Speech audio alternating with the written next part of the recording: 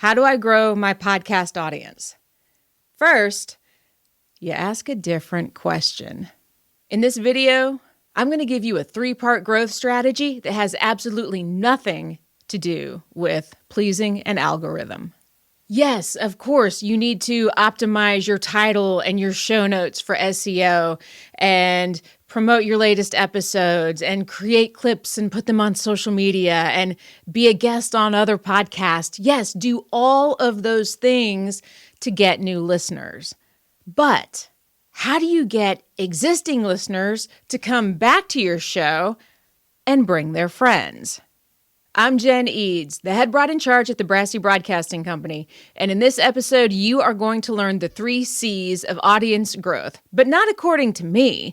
This is according to an unofficial 60-year case study of the Grateful Dead. And yes, if you are watching the video version of this, I'm wearing a bootleg Grateful Dead t-shirt that I bought in the parking lot in 1994, and the skeletons still glow to this day. How's that for built to last? How in the world does a band that was formed in 1965 and never even had a top 10 hit until 1987 grow a massive worldwide audience? Consistency. This is the first step. It's about consistently delivering on the promise of your show. The Grateful Dead earned their loyal following by showing up, touring relentlessly, and creating a different concert experience every night. They never played the same set list, and they never played a song the same way. One of the big promises of their show was that it would be a different and unique experience every time you went to go see them. And because they never played the same set list, when the Dead came anywhere near you and they were playing for 3 nights, you tried to get tickets to go all 3 nights because you had no idea what was going to be on the set list. You didn't want to miss one of your favorite songs. Just like playing music, podcasting is a skill. It needs to be practiced. You've got to get the reps in, and you've got to be really clear on what that promise of your show is so that you can work to deliver it in every episode. You've actually got to create something worth sharing if you want to see your audience grow. I went to my first Grateful Dead concert back in 1993 because one of my sorority sisters asked if I wanted to go hang out in the parking lot. We didn't even have tickets, and it was like nothing I had ever experienced in my life. I couldn't wait to go back the next year. And of course, I brought more friends with me the next year and the year after that. Ask yourself, what's the promise of your show? Are you delivering on that promise? And are you creating something that's worth sharing? Now, back in the day, the Grateful Dead weren't worried about SEO. They didn't even have internet. They weren't worried about social media. Their version of going viral was people sharing bootleg tapes that they made of their concerts. They proved that if you create something truly unique and valuable, people want to share it. The practice of allowing fans to tape their shows was completely radical at the time. Those fan-recorded tapes became souvenirs of the show, conversation starters, a connection point, something that they could share with their friends. It was an introduction. It was a way to share their favorite band. And the fans were growing that community by sharing those bootleg tapes. They were also documenting the history of the band. Allowing taping at those shows did more than just build a community. It actually was the cornerstone of the culture that sprang up around the Grateful Dead. If you've ever walked down Shakedown Street at a Grateful Dead show and had to weave your way through all of the twirling and spinning Deadheads, you know exactly what I'm talking about.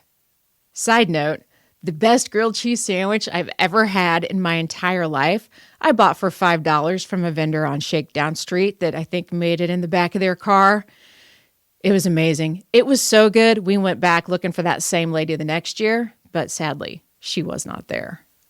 Building community isn't just making a Facebook group and then dropping your episode in there. It's about genuine connection. The Dead didn't just perform for an audience, they actually made them part of the experience. And that became a big part of their legacy. How do you create a unique experience for your listener while also building community? Are you using your episodes as a conversation starter for a conversation that can be continued over on social media? Are you responding to comments and DMs? Are you asking listeners for questions and feedback? Could you actually host an in-person event or a live podcast recording? Maybe you could do a virtual event or a book club, just something to bring people together and foster that sense of community. Make them feel like they're a part of something bigger, that they're not just listening to a podcast, that there's more to it. Selling merch is also a fun way to help build community, because when you see somebody else wearing the t-shirt out in the wild from your favorite podcast, you know that they're your people.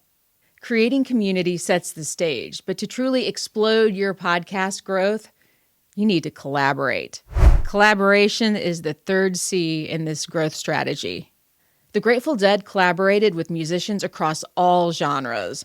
Jazz musicians, bluegrass, rock. They collaborated with Bob Dylan and the Allman Brothers and Santana, just to name a few. These collaborations resulted in a cross-pollination of really diverse audiences. And everyone that participated in those collaborations gain new fans. Who does it make sense for you to collaborate with as a podcaster? Who's maybe a little outside your niche, but there's some kind of crossover in your audience or something that would resonate with both of your audiences if you came together? There is so much opportunity to be creative and do something really unique that's going to stand out for both of your audiences. And collaboration is really just a whole lot of fun when you find the right partner. Here's your podcast practice for the week to start incorporating consistency, community, and collaboration into your podcast. Number 1, if you haven't already, define the promise of your show. What are you promising your listeners that you're going to deliver in every episode? Number 2, if you're already producing episodes, go back and audit 3 or 4 and listen to see, are you really delivering on that promise consistently? Number 3, create a list of different ways that you can bring your community together. And number 4, identify those potential partners for collaboration. Who would be really fun to work with? Message them. See if they're open to it. If you found this episode helpful, share it with a friend or share it on social media and tag me at BrassyBroadGen. I would love to hear from you. And let me know what questions come up for you as you're listening to these episodes. Your question might be the topic of the next one. Thanks for tuning in. Now get out in the world and make something worth sharing.